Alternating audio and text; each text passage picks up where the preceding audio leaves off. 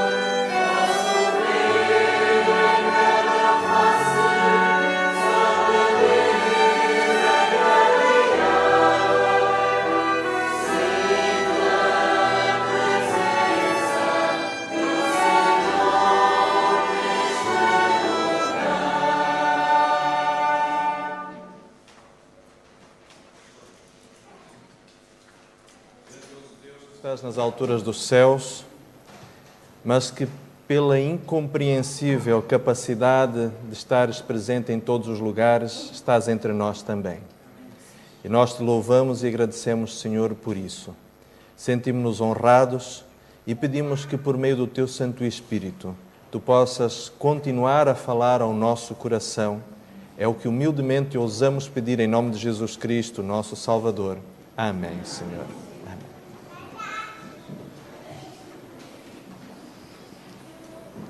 Quero dar as boas-vindas a todos os irmãos e as visitas que se encontram no nosso meio e queremos saudar também a todos aqueles que que assistem através da internet. E vamos iniciar o culto cantando o hino número 3.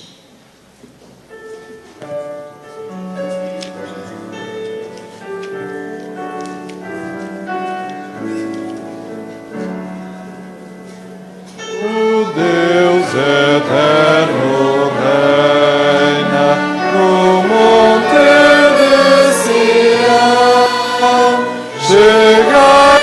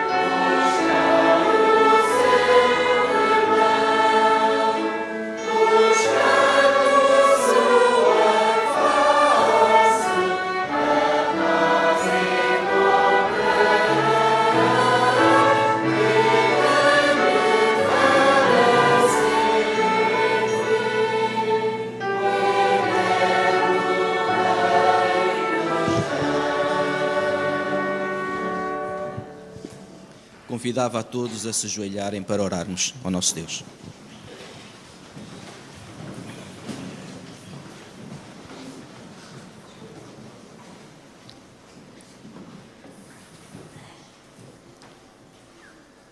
Querido Pai que estás nos céus, nesta manhã elevamos os nossos pensamentos até à Tua presença, para, como criaturas Tuas, buscarmos o refrigério para as nossas almas, buscarmos a tranquilidade, buscarmos o Teu amor. Bom Deus, também neste momento não queremos deixar de colocar aos Teus pés todos aqueles que por algum motivo não possam estar presentes.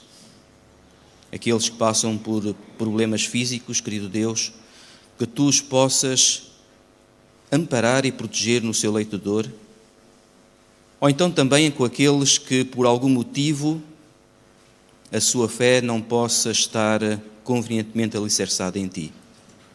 E bom Deus, a esses queremos Te pedir que o Teu Santo Espírito possa contender nos seus corações. Conosco, querido Deus, nestes momentos queremos Te pedir que os nossos corações possam fazer silêncio, que possamos ouvir a Tua voz e a mensagem que irá ser apresentada, vinda de Ti, possa trazer refrigério para as nossas almas. É o que Te pedimos em nome de Jesus.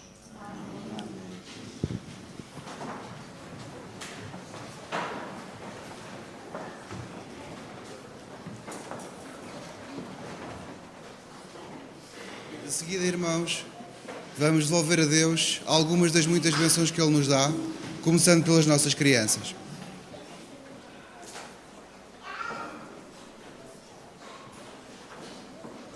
Sim.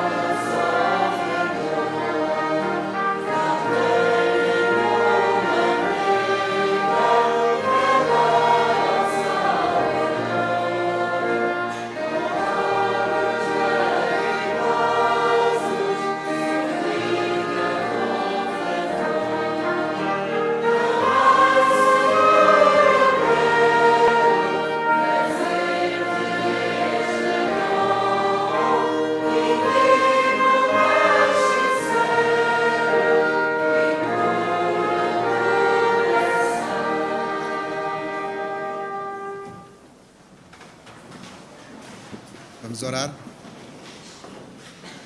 Graças te damos, Senhor, pelas muitas bênçãos que tu pões à nossa disposição. Te queremos, Senhor, neste momento pedir-te para que possamos ser fiéis a ti, Senhor, em cada momento da nossa vida, também na nossa mordomia do nosso dinheiro. E também, Senhor, acima de tudo, que nos possas ajudar a orientar com a tua divina sabedoria, Senhor, para as melhores coisas, cada momento que nós temos que puxar da nossa carteira. Vem, Senhor, nos orientar, porque sabes que estamos em momentos difíceis. E vem, Senhor, também ajudar-nos quando sabemos de alguém que está pior do que nós, em nome de Jesus. Amém.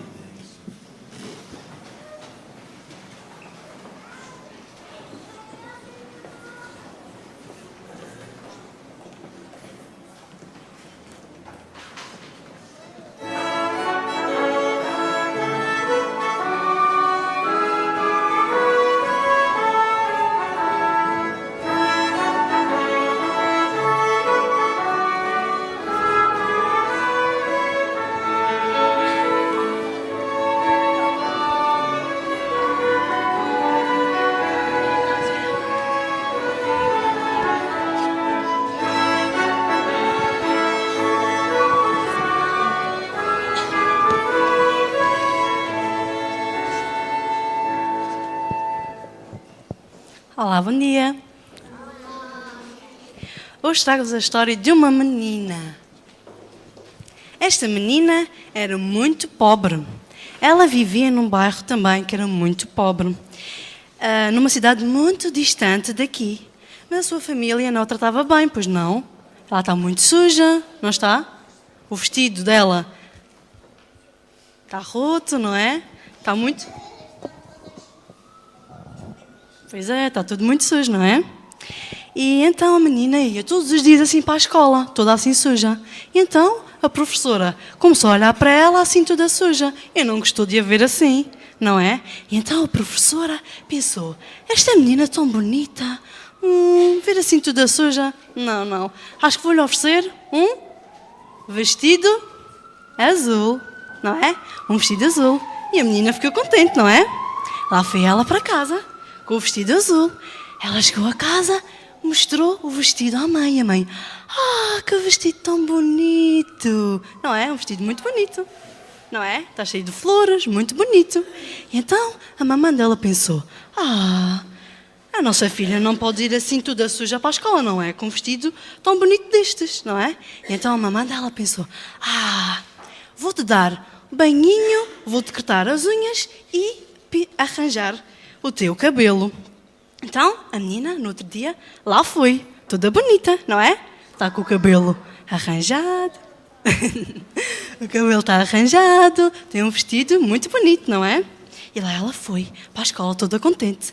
Mas o papá dela pensou, nossa filha é tão bonita e nós temos aqui uma casa tão degradada, tão cheia de buracos, as paredes assim feias. Então o papá dela pensou em começar a pintar as paredes. Então quando ele chegava à casa, começava a pintar as paredes naqueles dias em que tinha livros, não é? Começou a pintar as paredes, começou a fazer um jardim à volta da casa. E os vizinhos começaram a ver a casa desta menina. Que uma casa tão bonita. Então pensou, também vamos arranjar a nossa casa, não é? Os vizinhos já estavam a ficar com vergonha. Então vamos também arranjar a nossa casa. E lá eles decidiram arranjar a casa. Mas depois as casas todas daquele bairro estavam todas bonitas, mas as estradas estavam cheias de buracos e cheias de lama. Não prestava assim, pois não. Umas casas bonitas, não é? Então, todas as pessoas daquele bairro decidiram pôr o chão com alcatrão, não é? Tudo assim, bem bonitinho. E depois, aquele bairro começou a ficar muito bonito, não é? E isto tudo começou por quê? Porque a professora viu a beleza desta menina, não é? E deu-lhe um vestido novo, não é? Todas as pessoas deste mundo são muito importantes para Deus também, não é? Vocês também são muito importantes para Deus. Não é? E então, mas vocês podem fazer a diferença, sabem como? Ajudando as pessoas também em tudo o que for necessário, transformando coisas que às vezes parecem ser impossíveis, como foi aquele bairro. Exatamente, como foi aquele bairro também. E então Jesus diz na Bíblia assim, aos homens é isso impossível, mas tudo é possível para Deus. Está bem? Tudo é possível para Deus. Está bem? Bom sábado.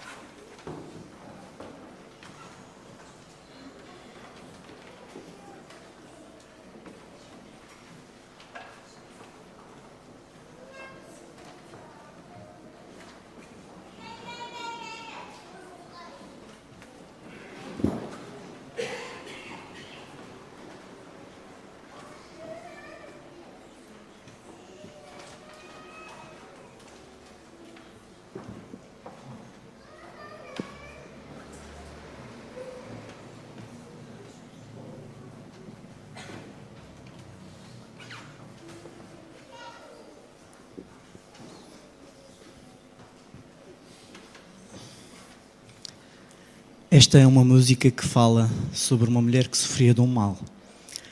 Ela sofria de um mal físico, mas que as pessoas todas associavam que era um mal também espiritual.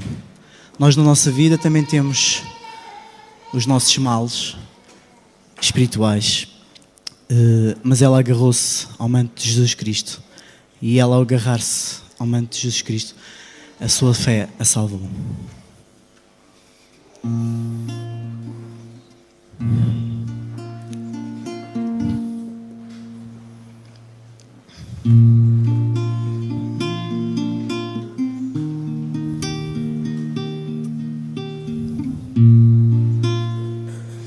Quando eu era criança, minha mãe me contou uma história da mulher que sofria de um mal sem solução. Falavam que ela era imunda e dela ninguém tinha compaixão. Vivia como intocável e na solidão. Mas quando ela ouviu falar do homem Galileu, dos milagres que ele fizera no nome de Deus, se apertou em meio à multidão e conseguiu tocar o manto com suas mãos. Sua fé a salvou e uma nova vida começou.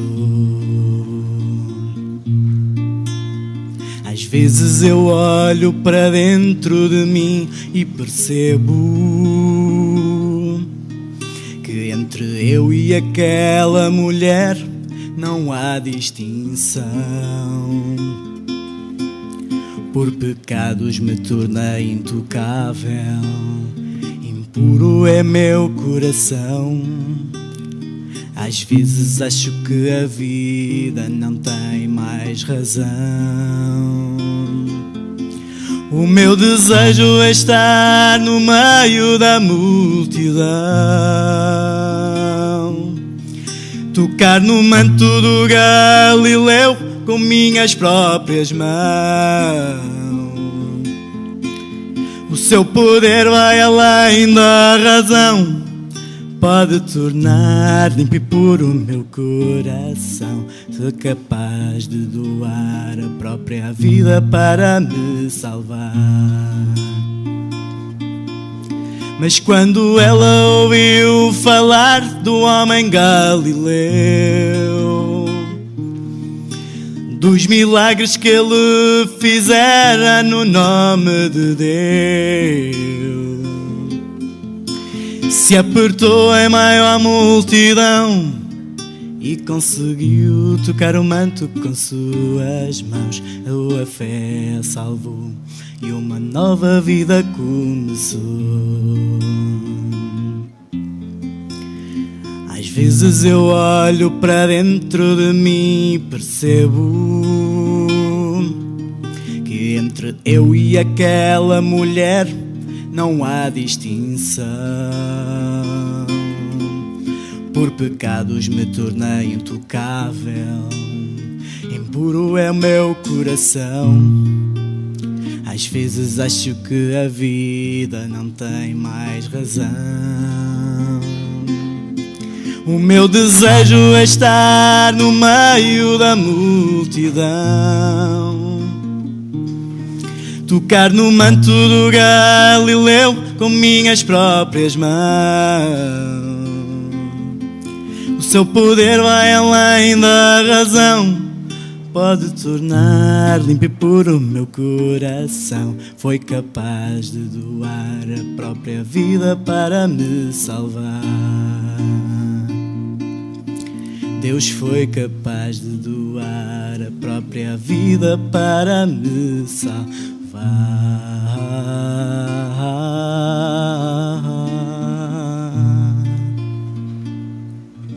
Amém.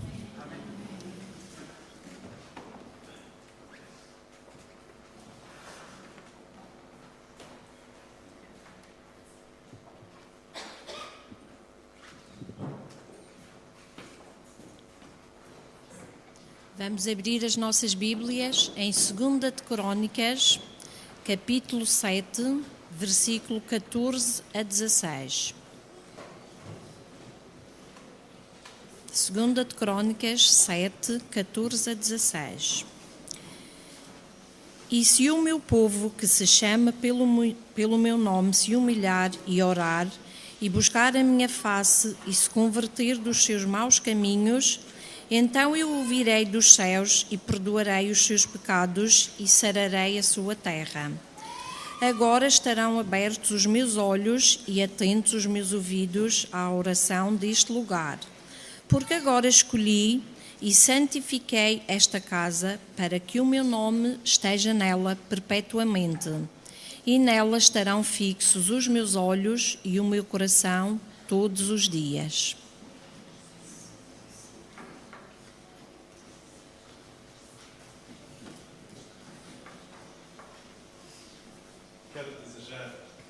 Sábado, à Igreja de Deus aqui reunida, desejar acima de todos a aqueles que visitam, aqueles que acompanham pela internet, um sábado feliz, o fato de serem muito bem-vindos à casa do Senhor. E eu gostaria de apresentar da Igreja que está conosco, um Rui Dias. E gostaria já agora de convidá-lo a colocar-se de pé. Irmão Rui Dias é o tesoureiro da nossa união.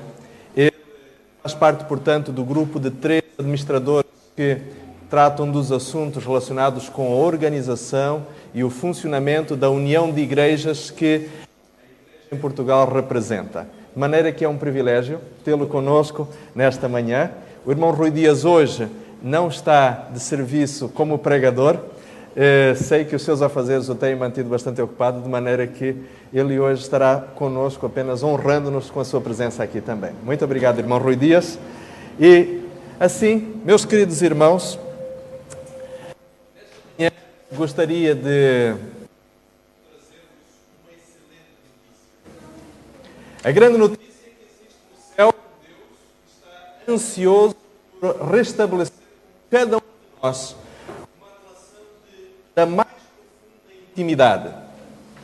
Alguns irmãos podem dizer, bom, pastor, nós já sabíamos disso. É verdade. Mas também é verdade, meus queridos amigos e irmãos, que este Deus continua à espera de todos aqueles que ainda não lhe abriram o coração, para que Ele possa entrar de forma completa e trazer todo o conjunto de bênçãos que este Deus deseja oferecer aos seus filhos. Assim como nós vimos no texto que acabamos de ouvir agora de 2 Crônicas, este Deus não está longe de nós mais do que a distância de uma simples oração. Este Deus está em permanente espera, buscando a nossa intenção de o tornarmos Senhor da nossa vida, de o usarmos efetivamente possam fazer sentido e significado na nossa existência. Sabem, meus irmãos, quando nós pensamos neste Deus que tanto interesse tem por nós, de fato, isto nos deve dar alegria. E deve nos dar alegria por várias razões. Primeiro, porque Deus nos ama, porque Ele nos torna nele seus filhos. E todos nós sabemos que um dia, por condição de pecado, nós nos afastamos de Deus. Isaías, no capítulo 59, verso 2, diz que os nossos pecados fazem separação entre nós e nosso Deus. De maneira que, em Jesus Cristo, nós fomos reconciliados com o Pai. Não porque Deus se tivesse afastado de nós, mas porque nós nos afastamos de Deus. Os nossos pecados, as nossas iniquidades, a transgressão da lei nos abriu um fosso entre nós e Deus, afastando-nos da condição que Deus nunca quis que efetivamente tivesse terminado, que era a união, que era a proximidade, que era a intimidade dele como nosso Criador e nós como seus filhos. Mas o que é certo é que é em Jesus Cristo nós passamos novamente a ter a oportunidade de estar juntos, não só como irmãos, mas acima de tudo como filhos de Deus. Neste sábado nós estamos aqui a celebrar também a unidade e a união que Deus nos permite e estamos também a celebrar a certeza que podemos ter de um dia viver eternamente com Deus. Em Isaías, no capítulo 63, lá no 66, lá no finalzinho do livro de Isaías, a Bíblia diz-nos que de uma lua nova a outra, de um sábado ao outro, todos os filhos de Deus se virão a reunir com o seu Criador. E nós hoje estamos desde já a ensaiar para este encontro que durante toda a eternidade, a cada sábado, nós haveremos de ter. Por isso é um dia de alegria, é um dia de celebração. E eu gostaria de cantar convosco uma pequena música que fala-nos a respeito justamente da alegria de estarmos juntos. Quem souber, cante comigo esta música. Quão bom e quão maravilhoso é que os irmãos vivam em união. Quão bom e quão maravilhoso é que os irmãos vivam em união. Aperte a mão do seu irmão e dê um sorriso para ele. Aperte a mão do seu irmão e cante esta canção. Quão bom e quão maravilhoso é que os irmãos vivam em união. Ok, muito bem. Eu não sou maestro, não tenho muito jeito para reger, mas vamos cantar apenas esta parte. Sabem, meus queridos amigos, meus irmãos, é de fato muito especial nós podermos desde já ir vivendo a alegria de estarmos juntos. Não esqueçamos que a eternidade está prevista para ser vivida com cada um de nós que aqui está.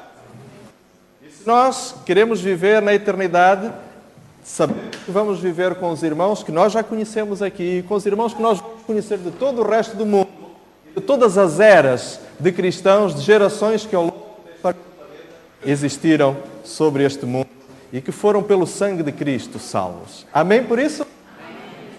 Eu gostaria de convidar-vos a abrirem a vossa Bíblia no Evangelho de São João, capítulo 13, onde nós vamos encontrar uma declaração feita pelo próprio Jesus a respeito do que ele espera que seja o testemunho mais eficiente do Evangelho na vida dos seus discípulos. Evangelho de São João, o capítulo 13, os versos 34 e 35. Evangelho de São João, capítulo 13, os versos 34 e 35. Diz assim a palavra do Senhor, reproduzindo as palavras de Jesus Cristo. Um novo mandamento vos dou, que vos ameis uns aos outros como eu vos amei a vós, e que também vós uns aos outros vos ameis. E nisto conhecerão todos que sois meus discípulos, se vos amardes uns aos outros. Meus queridos amigos, sabem que o cristianismo foi efetivo e eficiente enquanto os filhos de Deus foram capazes de viver na plenitude, ou pelo menos dentro dos limites da capacidade humana, este novo mandamento que Jesus deixou aos seus discípulos. Sabem que o cristianismo é efetivo na capacidade de se viver na realidade e o amor que Jesus Cristo viveu quando esteve nesta terra e que ele deixou como mandamento aos seus seguidores. Alguém disse certa vez que nunca se teria tornado um cristão porque nunca tinha conhecido um cristão que vivesse à altura daquilo que Jesus ensinou. Costumam atribuir estas palavras a um senhor chamado Mahatma Gandhi. Este homem, que morreu no ano de 1948, foi uma pessoa fantástica que viveu naquilo que era justamente a sua filosofia pessoal de vida, o verdadeiro amor ao próximo. Conta-se a respeito deste homem indiano que estudou na Inglaterra, se tornou advogado e que foi depois para o seu país, onde movimentou uma grande parte da população da Índia numa revolução pacífica que veio a redundar na independência da Índia, do Império Britânico. Diz-se que a certa altura Mahatma Gandhi ia numa viagem de comboio, já no iniciozinho do século XX, os comboios indianos andavam sempre muito cheios. E diz que ele então, ao deixar a plataforma da estação e entrar no comboio, deixou cair um dos chinelos no trilho. E quando viu que estava com um pé com um chinelo e outro sem, ele olhou para o chinelo que ia ficando cada vez mais distante à medida que o comboio se afastava da estação, pegou no chinelo que tinha sobrado e atirou. E disse para alguém que estava ao seu lado: olha, se eu perdi um chinelo, pelo menos que a outra pessoa que eu encontrar fique com os dois. É interessante como pessoas que não são cristãs podem viver de uma forma tão simples, tão singela, o amor ao próximo. Mas não é sobre Mahatma Gandhi que vos quero falar nesta manhã, mas sim sobre aquilo que Deus efetivamente tem como plano para a minha vida, para a sua vida, para a vida de todos nós que aqui estamos. Sabem, meus irmãos, nos últimos sábados que tenho tido a oportunidade especial de vos dirigir a palavra do Senhor, temos falado a respeito do que significa uma igreja relevante. A relevância da nossa igreja, a relevância da nossa existência como cristãos está diretamente relacionado com a capacidade que a nossa vida tem de fazer a diferença na vida das pessoas que estão ao nosso redor. Se nós não conseguirmos fazer qualquer tipo de impacto na vida dos outros, certamente, meus queridos, nós somos exatamente iguais a qualquer pessoa da nossa sociedade. E como cristãos, de alguma forma, estamos a fracassar o propósito para o qual nós fomos chamados, porque Jesus disse que nós deveríamos efetivamente ser o sal da terra, ser a luz do mundo. E se Jesus nos convidou para isso, efetivamente Ele queria que cada um dos seus seguidores, por mais simples, por mais humilde, por mais despretensioso que fosse, pudesse efetivamente fazer a diferença na vida de alguém. E eu gostaria de partilhar convosco alguns aspectos que são de suma importância para tornar a vida de um cristão, de um seguidor de Jesus, uma existência de impacto, uma existência impactante na vida das pessoas com quem nós vivemos. E eu gostaria de vos convidar a irmos ao meio da Bíblia, ao Salmo 119, ao verso 5, onde nós encontramos ali talvez o primeiro dos maiores segredos para que a vida de um crente possa efetivamente fazer diferença. O Salmo 119, o verso 105, diz algo que muitos de nós sabemos. Este é um dos primeiros versos que aprendemos. Diz assim, o Salmo 119, o verso 105: lâmpada para os meus pés é a tua palavra e luz para o meu caminho. É na Bíblia que o Filho de Deus deve encontrar a sabedoria, deve encontrar a orientação, deve encontrar, sobretudo, a luz que fará resplandecer a sua existência para que ele verdadeiramente seja capaz de fazer diferença na vida dos outros com quem ele convive. Sabem, meus queridos, este livro fantástico, que durante tantos anos nós temos estudado, levou cerca de 1.600 anos para ser composto. Este primeiro texto que terá sido escrito por volta do ano 1500 antes de Cristo por Moisés. Já agora, recordem-se qual foi o primeiro livro da Bíblia a ser escrito? O livro de Jó. Normalmente pensamos no livro de Gênesis, mas o primeiro livro terá sido escrito por Moisés, o livro de Jó. E o último, o livro do Apocalipse. Durante estes 1.600 anos, a Bíblia foi escrita por cerca de 40 pessoas diferentes, em contextos culturais bastante distintos, em períodos históricos bem diferentes uns dos outros. Mas é interessante que a palavra de Deus, em toda a sua pluralidade, desde os estilos literários diferentes que ela possui, até a multiplicidade de autores que a compuseram, ela é um todo único em si mesma. A verdade é que nós conseguimos encontrar poesia, narrativa histórica, conseguimos encontrar profecias, conseguimos encontrar parábolas, conseguimos encontrar vários estilos literários, várias formas de escrever diferentes, mas é interessante que na Bíblia toda existe uma complementaridade de ideias que são únicas. Nenhum outro livro teve uma história tão interessante de preservação do seu texto como a palavra de Deus. Perseguida durante tantas vezes e em tantas ocasiões ao longo da história, a Bíblia sempre saiu incólume e, pelo contrário, cada vez mais fortalecida. E graças a Deus, meus queridos, nós vivemos hoje no período em que a Bíblia é mais lida por mais pessoas, está ao alcance de cada vez mais pessoas, cada vez mais recursos financeiros são colocados ao dispor das sociedades bíblicas para que boas traduções possam ser feitas para inúmeras línguas e dialetos, de maneira que a humanidade verdadeiramente possa ter em suas mãos o Evangelho de Cristo. Graças a Deus por isso.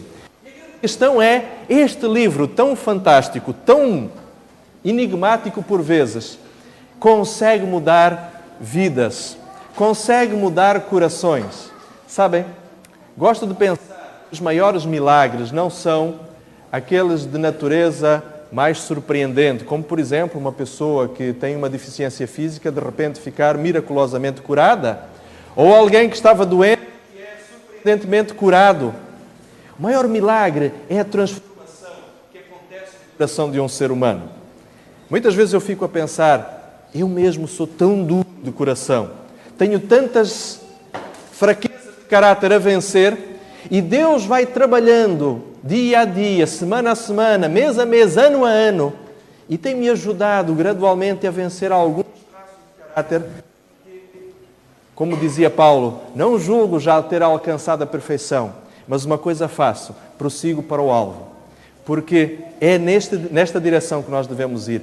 E a Bíblia, este poderoso livro, tem feito milagres na vida de muitas pessoas, e certamente cada um de nós que aqui está sabe e tem sentido o poder que existe na palavra de Deus, o poder que nos ajuda efetivamente a encontrar sabedoria, mas sobretudo orientação para mudarmos coisas que Deus deseja mudar no caráter dos seus filhos. Meus queridos amigos, quando nós tomamos em nossas mãos a palavra do Senhor, nós estamos a tomar em nossas mãos verdadeiramente não apenas mais um livro, temos sobre as nossas mãos a carta que Deus dirigiu carinhosamente à sua humanidade e aos seus filhos que um dia se desgarraram do seu plano. Meus queridos amigos, quando nós abrimos aquele livro lá em nossa casa, que às vezes tem capa preta, outras vezes tem outras capas, mas ao qual nós chamamos de Bíblia, meus queridos, nós podemos ter a certeza que nós temos ali a carinhosa carta de Deus para nós. Um bilhetinho de amor, um bilhetinho bem grande, recado de amor que Deus nos deixou. E felizes têm sido aqueles cristãos que têm encontrado na palavra de Deus a sabedoria necessária para transformar a sua existência de acordo com a vontade do Senhor. Meus queridos amigos, como crentes, nós estamos disponíveis para buscar esta sabedoria. Grandemente abençoados somos nós, a comunidade a qual nós fazemos parte, mas também todos aqueles que conosco convivem, a nossa família, os nossos amigos, os colegas com os quais trabalhamos, as pessoas que inclusive se cruzam conosco. Meus queridos, sabem, eu tenho ouvido histórias muito bonitas de pessoas, e sei que não é uma nem duas, e certamente com muitos dos irmãos isto já aconteceu, de pessoas que dizem para cristãos, quando falo consigo, alguma coisa diferente existe em você. Parece que você tem uma paz, tem uma calma que não é comum. Sabem de onde vem isso? Vem justamente de Deus para o nosso coração e que irradia como luz, como algo que efetivamente faz a diferença na vida de outros. Deus quer o usar cada um de nós como instrumentos da sua misericórdia. Deus quer dar ao mundo o seu amor e a sua paz. E se Ele puder encontrar em cada um de nós uma torneirinha para abençoar o mundo com o seu amor e com a sua paz, verdadeiramente Ele vai fazer com que isto aconteça. Mas nós precisamos estar disponíveis para ser usados por Ele como um instrumento de transporte, de bênção à humanidade, meus queridos amigos e irmãos. Provérbios capítulo 13, ou Provérbios capítulo 13, verso 5 e o verso 6 diz alguma coisa sobre este texto. Gostaria que lessem este texto comigo. Provérbios capítulo 13, o verso 5 e o verso 6 diz assim. Provérbios capítulo 3, versos 5 e 6, confia no Senhor de todo o teu coração e não te estribes no teu próprio entendimento. Reconhece-o em todos os teus caminhos e Ele endireitará as tuas veredas. Muita coisa pode ser dita sobre este texto, mas há um detalhe que eu gostaria apenas de chamar a atenção, meus queridos. Quando a Bíblia diz, reconhece-o em todos os teus caminhos, sabem, há uma coisa fantástica que é a providência de Deus. A providência de Deus está sempre atuante na vida dos seus filhos. Alguém disse certa vez que há coisas que nós podemos chamar de coincidências. Mas quando na vida de um cristão acontecem muitas coincidências, isso deixa de ser coincidência para se chamar providência. Deus está a trabalhar na vida dos seus filhos. Deus está a trabalhar na tua vida hoje. Deus está a trabalhar na vida de todos nós aqui. E nós podemos ter a certeza de que o Senhor está atuante. E se nós formos capazes de reconhecer a atuação de Deus na nossa vida, certamente nós teremos uma atitude de muita gratidão e, principalmente, a consciência de que Deus está a atuar na nossa vida, na nossa existência. Meus queridos amigos, sabem, existe um outro aspecto muito importante, que é, na vida dos cristãos, algo que atribui relevância à sua existência. Como cristãos, a nossa vida depende da nossa relação íntima com Deus. Mas depende também da nossa relação uns com os outros. E gostaria de vos convidar a abrirmos a nossa Bíblia no Evangelho, ou melhor, no livro de Romanos, no capítulo 12, e nós vamos ler o verso 9 e o verso 10. Romanos, capítulo 12, o verso 9 e o verso 10. Quando cristãos, como cristãos, vivemos o amor de Cristo, coisas interessantes começam a acontecer na nossa vida. O apóstolo Paulo, na carta aos Romanos, deixa algumas sugestões muito interessantes a respeito da natureza do relacionamento que deve existir entre aqueles que se estão a preparar para viver eternamente juntos. Diz assim, Romanos capítulo 12, o verso 9 e o verso 10 diz: o amor entre vós seja não fingido, aborrecei o mal e apegai-vos ao bem. Amai-vos cordialmente uns aos outros com amor fraternal, preferindo-vos em honra uns aos outros. Olhem que interessante este texto. Sabem, todos nós que aqui estamos representamos um grande conjunto de virtudes. Pensem bem, todos nós que aqui estamos, cada um de nós tem uma série de virtudes e de qualidades. E como estamos juntos, nós representamos um grande conjunto de virtudes. O que o apóstolo Paulo diz, amai-vos uns aos outros, que o amor verdadeiramente seja visível entre vós e preferi-vos em honra uns aos outros. O que ele estava aqui a querer dizer é o seguinte, meus queridos, quando nós somos capazes de olhar um para o outro, quando nós somos capazes de olhar para o nosso irmão, percebendo nele o conjunto de virtudes que ele tem, virtudes superiores que ele tem em relação a mim, eu vou começar a apreciá-lo e a admirá-lo no conjunto de qualidades que ele representa. Esta quarta-feira nós falámos um pouquinho a respeito, na meditação de quarta-feira, falámos sobre bem-aventurados aqueles que são limpos de coração, porque eles verão a Deus. E há um detalhe muito interessante, que quando nós temos no nosso coração tal pureza, somos capazes de olhar para os outros e ver, inclusive, de tal forma as virtudes que Deus colocou em cada ser humano, que somos capazes de ver no nosso irmão uma parte de Deus também. Não estou aqui a pregar o panteísmo, de modo nenhum, mas estou de alguma forma, dizer que quando somos capazes de olhar para o nosso irmão e reconhecer nele as virtudes que Deus lhe deu, nós estamos, de alguma forma, a ver também Deus. Há algo de surpreendente nisto.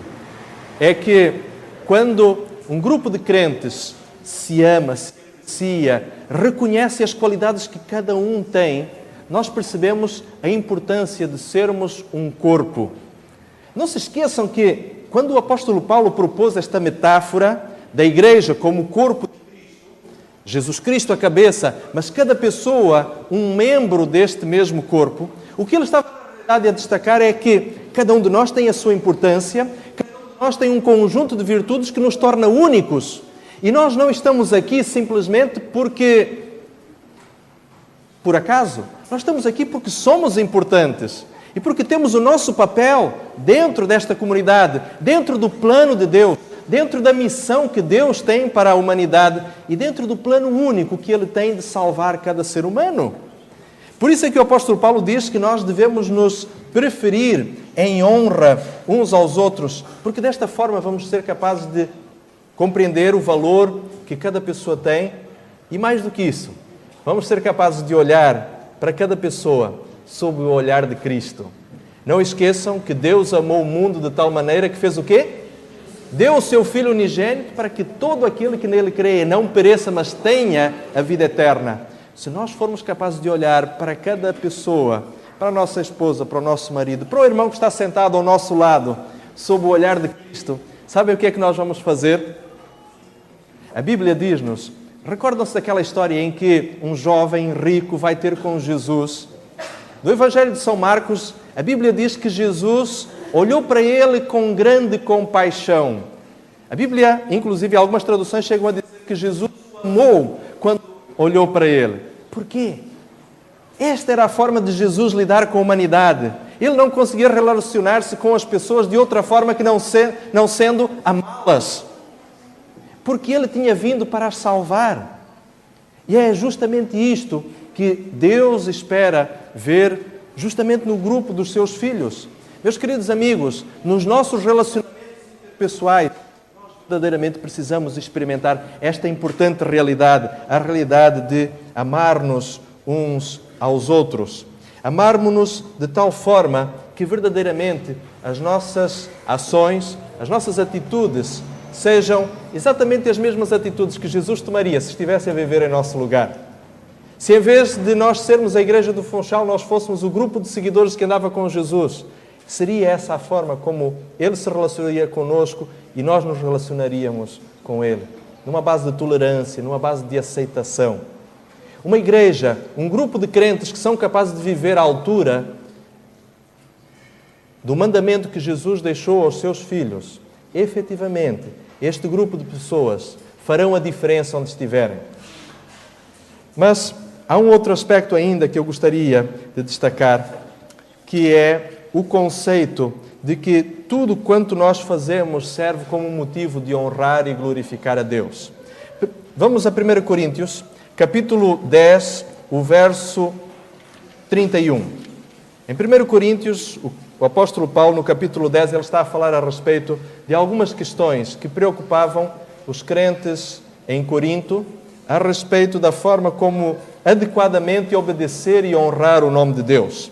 E então, no verso 31, o apóstolo Paulo, para encerrar aquela ideia, ele diz o seguinte, 1 Coríntios, capítulo 10, o verso 31. Olhem que sabedoria a do apóstolo. Portanto, quer comais, ou quer bebais, ou façais qualquer outra coisa, fazei tudo para a honra e glória de Deus.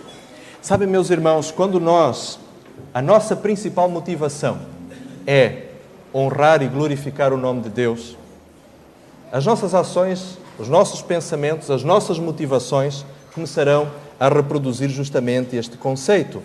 Ou seja, o que nós fazemos, a forma como nós nos portamos, é acima de tudo uma manifestação do desejo de que Deus efetivamente seja beneficiado, seja honrado e seja glorificado. No capítulo 4 de Filipenses, no capítulo 4, no verso 8, diz-nos uma coisa extremamente profunda e que deve nos servir como uma base, quase como uma filosofia de vida. Filipenses capítulo 4, verso 8, diz o apóstolo Paulo o seguinte: quanto ao mais, irmãos, tudo o que é verdadeiro, tudo o que é honesto, tudo o que é justo, tudo o que é puro, tudo o que é amável, tudo o que é de boa fama, se alguma virtude há e se algum louvor existe, nisso pensai. Meus irmãos, nós somos nada mais, nada menos aquilo que nós pensamos. Aquilo que ocupa a nossa mente vai determinar a forma como a nossa existência vai ser conduzida. É por isso, e agora vamos fazer a ponta de ligação com a ideia com a qual começamos, é por isso que Deus nos recomenda que nós diariamente estudemos a sua palavra. Porque se começamos o dia estudando a palavra de Deus, naturalmente que o dia vai ser de alguma forma condicionado em função daquilo que começou a ocupar nos primeiros momentos do nosso dia, nos primeiros momentos de consciência da jornada de vida, da nossa jornada diária, vai condicionar os nossos pensamentos. E aquilo que nós fizermos, aquilo que nós refletirmos, aquilo que nós tivermos como ações, será um reflexo justamente disto. Deixem-me contar-vos uma pequena analogia. Provavelmente alguns dos irmãos que aqui estão já me ouviram falar sobre isto. Sabem que a zebra, quando vai dar à luz, ela afasta-se da manada. Isto é uma estratégia muito perigosa para a zebra, porque como em África, as zebras têm vários predadores naturais. Quando uma zebra se afasta da manada, ela está-se a expor a uma série de perigos ao se colocar facilmente vítima dos seus predadores. Mas a zebra faz isto, apesar de correr grande risco, ela e a sua cria, por uma razão muito simples. Quando nasce o filhote, a zebrinha, ela, nos primeiros segundos em que ela abre os olhos, ela vai memorizar de forma fotográfica o padrão das listas da mãe. E no meio da manada, costuma-se até perguntar, será que a zebra é um bicho preto de listas brancas ou um bicho branco de listas pretas? A questão é que, como todas as zebras parecem iguais, a cria não pode correr o risco de ir atrás de uma outra zebra qualquer e eventualmente perder-se e não conseguir alimentar-se. De maneira que a mãe afasta-se da manada para que dê oportunidade à zebrinha, quando nasce, de memorizar para o resto da sua vida o padrão das listas da mãe. E assim, no meio da manada, ela sempre vai procurar a fêmea certa para se alimentar. Espiritualmente, meus queridos irmãos, nós precisamos começar o dia da mesma forma. Nós precisamos começar o dia sozinhos com Deus, através do estudo da sua palavra. E é justamente através da reflexão de coisas santas e abençoadas que nós vamos encontrar força, motivação para podermos efetivamente ter condições de honrar e glorificar a Deus em todas as coisas que fizermos, desde o comer, desde o beber ou quaisquer outras atividades da nossa vida. E é por isso que o apóstolo Paulo diz, quanto ao mais, irmãos, tudo quanto é verdadeiro, tudo quanto é honesto, tudo quanto é justo, puro, amável, que é de boa fama ou que tenha virtude, se existe algum louvor nisso, então pensai. Meus queridos, o que é que ocupa a nossa mente? Que tipo de pensamentos estão permanentemente na nossa tela mental? Os pensamentos que nós temos, as coisas com as quais nós alimentamos a nossa mente, o nosso cérebro, o tipo de estímulos que entram pelas janelas da nossa alma, sendo as avenidas da nossa alma, aliás, sendo os nossos olhos, os nossos ouvidos, basicamente os nossos sentidos, são coisas que vêm ajudar-nos efetivamente a ter uma vida que honra e glorifique a Deus. Que o Senhor efetivamente nos ajude a podermos viver uma vida de tal forma abençoada pelas suas orientações que verdadeiramente nós possamos ter uma existência que honre e glorifique a Deus. E gostaria de terminar com as palavras de Jesus no Evangelho de São Mateus, no capítulo 5, a partir do verso 13, Jesus diz assim, Mateus, capítulo 5, a partir do verso 13, Jesus diz assim, vós sois o sal da terra. E se o sal for insípido, como se há de salgar? Para nada mais preste, senão para ser lançado fora e pisado pelos homens. E Jesus apresenta uma segunda analogia. Ele diz, vós sois a luz do mundo. Não se pode esconder uma cidade edificada sobre um monte, assim como não se acende uma candeia e se coloca debaixo do alqueire, mas no veladouro, e dá luz para todos os que estão em casa. Assim, termina Jesus, resplandeça a vossa luz diante dos homens, para que vejam as vossas boas obras e glorifiquem ao vosso Pai que está nos céus. Meus queridos amigos, que esta seja a nossa experiência. Que a forma como nós nos conduzimos, como nós nos comportamos, como nós falamos, seja um motivo de honra e glória ao nome de Deus. Que as nossas ações não sejam um motivo de honra e glória pessoal, mas um motivo de glorificar ao nosso Deus que está nos céus. Que o Senhor abençoe cada um dos irmãos, que o Senhor fortaleça a sua igreja com esta mensagem. É a nossa oração. Amém.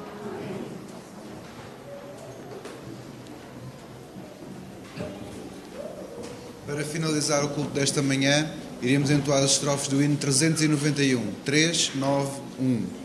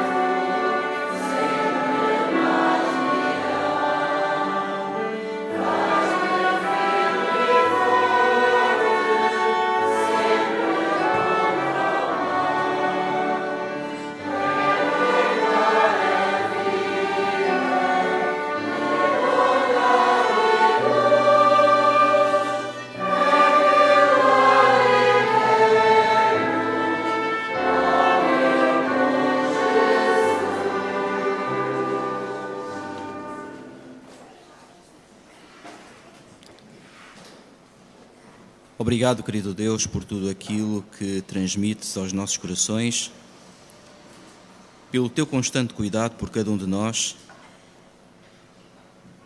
e pelo convite que tu diariamente estendes a cada um para aceitarmos o teu convite.